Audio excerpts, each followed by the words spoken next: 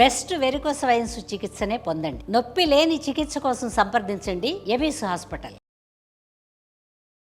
నమస్తే జయ.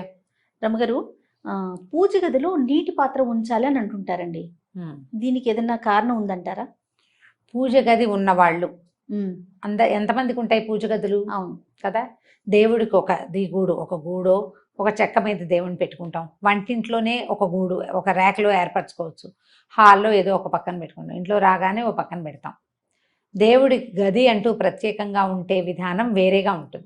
సాధారణంగా మనం దేవతార్చన అనగానే ఏం చేస్తాము? దీపారాధన చేసుకుంటాం. తర్వాత ఏదో పళ్ళో ఫలమో పంచదారో బెల్లం ముక్కో పటికి బెల్లమో, పంచదార అందరూ పెట్టరు, పంచదార పనికిరాదన్న భావాలు కూడా ఉంటాయి. అవును, పటికి బెల్లం కానీ బెల్లం కానీ లేకపోతే ఇంకేదైనా పదార్థం చేసిన పదార్థము నివేదన చేస్తాం. సాధారణంగా నివేదన చేయాలంటే ఏం చేయాలి? నీళ్లు చల్లి దాని మీద ఒక మంచి శ్లోకం ఉంటుంది. తత్వం తత్వేన పరిశించామి అని శ్లోకం. ఇది పరిశేచన చేసి, అంటే దాన్ని మీద నీళ్ళు తెచ్చి శుద్ధి చేసి ఈ పదార్థాన్ని అయ్యా నీకు 5 పంచప్రాణాలకి ఆహుతులు ఇస్తాం. ఇది పద్ధతి. అప్పుడు పక్కన నీళ్లు పెట్టుకోవాలి. మనం ఏ పదార్థాన్ని నివేదన చేసినా, అంటే అన్న నివేదన చేసినప్పుడు మనం అన్నం తినేటప్పుడు ఎట్లా మంచినీళ్ళు పెట్టుకుంటామో అట్లా ఒక గ్లాస్తో తప్పకుండా నీళ్లు పెట్టాలి. ఉడికించిన పదార్థాలు ఏవి నివేదన చేసినా, ఒక్కటి చేసినా 10 చేసినా కూడా, పాయసం చేసామనుకో పాయసము మంచినీళ్ళు, పులిహార చేస్తే పులిహార మంచినీళ్ళు, అన్నం మీద కాస్త బెల్లం ముక్క పెట్టి కాస్త నేర్చుకేసి నివేదన చేసామనుకో అప్పుడు కూడా ఒక గ్లాస్ మంచినీళ్ళు. ఇది ఫలాలు పళ్ళు బెల్లం ముక్క పటిక బెల్లం ముక్కకి అక్కర్లా, కానీ ఉడకబెట్టిన పదార్థానికి తప్పకుండా ఒక గ్లాసు మంచినీళ్ళు కూడా పెట్టాలి. మనకి ఎట్లా అవసరము అట్లా. పళ్ళతో పాటు నీళ్ళు ఇవ్వక్కర్లా, బెల్లానికి నీళ్ళు పెట్టరు. అంటే ఇది పూర్తిగా సాంప్రదాయబద్ధమా అంటే మనం సాధారణంగా చెయ్యగలిగే విధి సంగతి చెప్తున్నాం. ఓకే, ఇలా పెట్టుకోవాలి. ఇలా పెట్టినప్పుడు ఈ నీళ్లు ఉంటాయి. తర్వాత మనం నీళ్లు చల్లే నివేదన చేస్తాం. నీళ్లు చల్లకుండా పళ్ళని ఊరికే పెట్టి తీసుకో అని చెప్పరు. పూజా విధానం అంటే ఒట్టిగా దీపారాధన పెట్టి 2 పళ్ళు పెట్టి దండం పెట్టుకునే వాళ్ళకి కాదు ఇది. ఇట్లా నివేదనగా చేయగలిగే వాళ్ళకి, ఆ రకమైన మంత్రాలు నేర్చుకునే వాళ్ళకి పుస్తకాల్లో ఉంటాయి. అవి చదువుకుని నివేదన చేయాలంటే, మనం సత్యనారాయణ వ్రతం చేసినప్పుడు బ్రాహ్మణ వచ్చినప్పుడు చెప్తాడు కదా, నీళ్ళు చల్లి చెబుచ్చండి, చేయి చూపించండి, ఇలా చెప్పండి.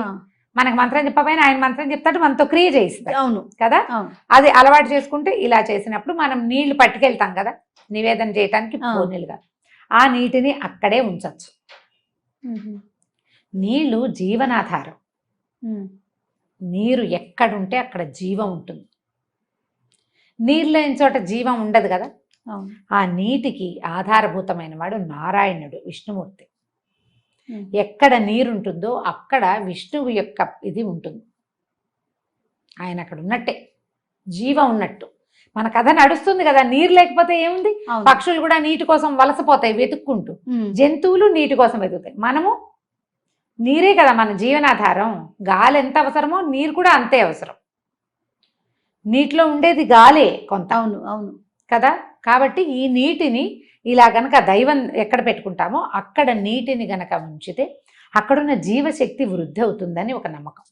ఓకే, మనం ఈ పట్టుకెళ్ళిన నీళ్ళు అక్కడే ఉంచేస్తాం. రేపొద్దున మళ్ళీ ఆ నీళ్ళు తీసేసి ఫ్రెష్ నీళ్ళు పెట్టుకుంటాం. నివేదన చేసేసాక పళ్ళు తెచ్చేసుకుంటాం, కానీ నీళ్లు తీసుకురాం. నీరు అక్కడే ఉంటుంది. మనం నీళ్ళు చల్లడానికి పట్టుకెళ్ళామా? ఈ పట్టుకెళ్ళేవి రాగి పాత్ర అయితే దాంట్లో ఒక తులసి దళం కానీ వేసి కనుక, నులతలు లేకపోయినా పర్వాలేదు, వేసి పెట్టుకుంటే మర్నాడు పొద్దున నీరు తాగచ్చు కూడా మనం. ఓకే, శుద్ధంగా ఉంటే. దుమ్ము అవి పడితే కాదు. ఆ నీళ్ళని ఏం చేస్తాం? ఒకవేళ తాగలేదు మొక్కల్లో అది చేస్తాం కదా. ఇట్లా నీటిని గనక ఉంచితే ఏమవుతుందంటే, మనకి భగవంతుణ్ణి మనం ఎక్కడ స్థాపన చేసి మనం నమ్ముతాం. మన ఇంట్లో పూజ గదిలోనో దేవుడి గుడి దగ్గర కూర్చుని మనసు ప్రశాంతంగా ఉంటుంది. అక్కడున్న ఆ శక్తి వృద్ధి అవుతుంది ఈ నీటిని ఉంచటం వల్ల.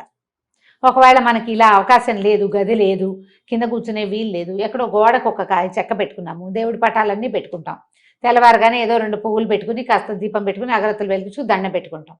అక్కడ కూడా మీరు ఒక గ్లాసు నీళ్ళు పెట్టుకోవచ్చు. పడిపోకుండా ఏర్పరచుకొని పెట్టుకుంటే పవర్ పెరుగుతుందని భావన. అక్కడ జీవశక్తి వృద్ధి అవుతుంది అని. అవకాశం ఉంటే పెట్టుకోండి, అవకాశం లేకపోతే మనస్ఫూర్తిగా ఒక నమస్కారం చేయండి. ఎందుకు పెడతారు అని చెప్తున్నాం, కానీ పెట్టి తీరవలసిందేనని మాత్రం లేదు. ఓకే, పెట్టాల్సిందే అని కాదు. పెట్టుకుంటే మంచిది, మీకు కుదిరితే పెట్టుకోవచ్చు. మీ ఇంట్లో అలవాటు కూడా ఉంటే. లేనిపోని అలవాట్లు చాదస్తాలకి దిగద్దు, కాంప్లికేటెడ్గా చేసుకోకండి లైఫ్ని. అక్కడ అవకాశం లేదు, నీళ్ళు ఏదో పెట్టకపోతే పంప అయిపోతుంది. మునిగిపోతుంది అలా అనుకోదు. అలాంటి భావాల్లోకి వెళ్ళదు. నేను ఏ పాయింట్ చెప్పినా మిమ్మల్ని చాదస్తాల వైపు, పాత పద్ధతుల వైపు తప్పకుండా అది చేసి తీరాలనే భావాల్లోకి తీసుకెళ్ళటం లేదు. ఆ ప్రయత్నం చెయ్యను నేను. మీకు అవకాశం ఉంటే చేసుకోమంటారు. చేయండి, ఆసక్తి ఉంటే. ఒకవేళ మీరు పెట్టదలుచుకున్నారు, మీకు అవకాశం ఉంది, ఇంట్లో పెద్దవాళ్ళు వద్దన్నారు అనుకోండి, అప్పుడు పెట్టద్దు. మన ఇంట్లో అలవాటు లేదు, ఇప్పుడు నీళ్ళు పెడితే ఏవో వస్తాయి, ఏం అవదు, మంచే. కానీ వాళ్ళు వద్దు అంటున్నప్పుడు ఎందుకు? వద్దంటున్నప్పుడు చెయ్యొద్దు. దాని బదులు ఇంకొకటి చేయొచ్చు, చెప్తాను. మన వాకిట్లో కానీ, మేడ మీద కానీ, మన బాల్కనీలో కానీ పక్షులు తిరుగుతూ ఉంటే ఈ ఎండాకాలం రోజు ఒక బౌల్తో నీళ్ళు పెట్టండి. భగవంతుడి దగ్గర పెట్టిన దాంతో సమానం. జీవాలకి మనం నీరిస్తున్నాం, మరి నీరే జీవనాధారం అని చెప్పుకున్నాం కదా.